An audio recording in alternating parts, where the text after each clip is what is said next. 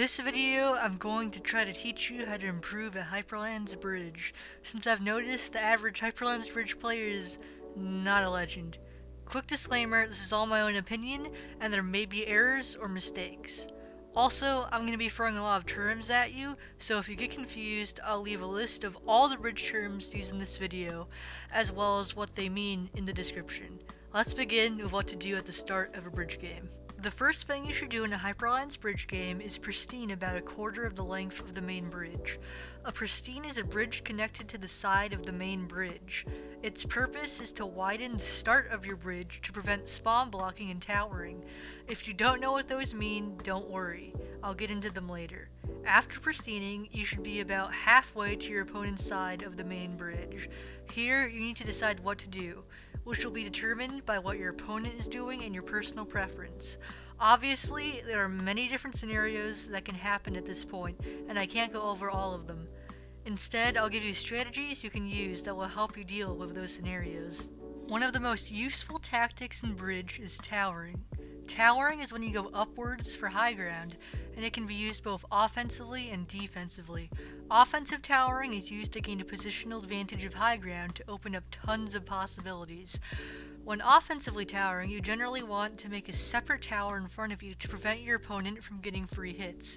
If your opponent tries to kill you from the side, you either need to be ready to clutch or juke them. After successfully towering, you can do anything from jumping over your opponent to tactics that will be taught later in the video.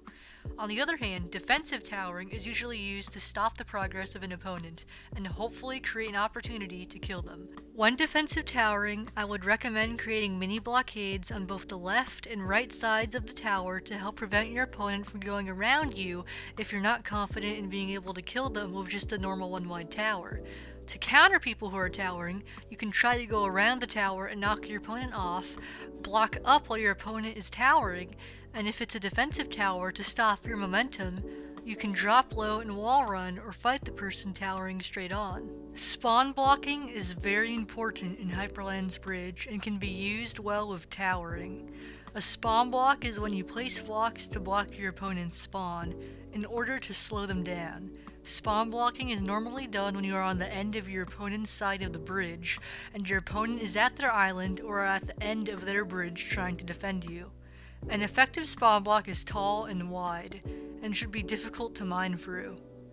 When spawn blocking, make sure to avoid putting yourself in positions where you can be hit off, and always keep track of your opponent. If your opponent starts mining the spawn block or trying to kill you, looking for an opportunity to jump past them and score is essential. If you're being spawn blocked, you should either be mining the spawn block from a distance while it's being placed, bowing the spawn blocker to gradually lower their health, or if you're comfortable with possibly giving up a goal, pressuring the spawn blocker to retreat or jump down. Getting a wing is possibly the most important offensive action on some maps. A wing is a bridge that sticks out from the main bridge, which is used on offense to spread out attacks, allow juking opportunities, and provide alternate and sometimes faster methods of scoring. Wing attacks can also be a lot more difficult to defend than attacks from the main bridge, since there's no pre-made way to get up to them quickly. Usually, you should only build wings if you have offensive pressure. However, there are some situations in which giving up a goal is worth building a wing. Wings should normally be built at build height, since they can't be blocked off there. When building a wing, make sure the middle and end of it is not too close to the main bridge, since you don't want your opponent jumping onto it from the part of the main bridge that is next to their base. Also, make sure to widen your wing to make being bowed off more difficult. In addition, on maps where the goal isn't in the middle, prioritize building a wing towards the goal. To defend against a wing, build counter wings, or paths to the wing where you can attempt to out-PvP your opponent. Ideally, make at least one counter wing from both your island and the main bridge, so you can have more opportunities to defend if your opponent gets on their wing. Hippos are an extremely important defensive tactic. A hippo is when you block off your goal to make scoring more difficult for your opponent. Hippoing obviously doesn't work on all maps, but on maps where the goal is in an enclosed area, hippos are usually very effective. The best hippos are extended all the way out to your spawn so you spawn on them, which makes it much easier to defend an opponent who has killed you and is at your hippo already. Since blocks on the islands reset after every score, hippoing is done more in team game modes because in solos, you would be giving up all of your pressure just to build a hippo. That being said, sometimes building a hippo in solos is smart, but it really depends on what scenario you're in.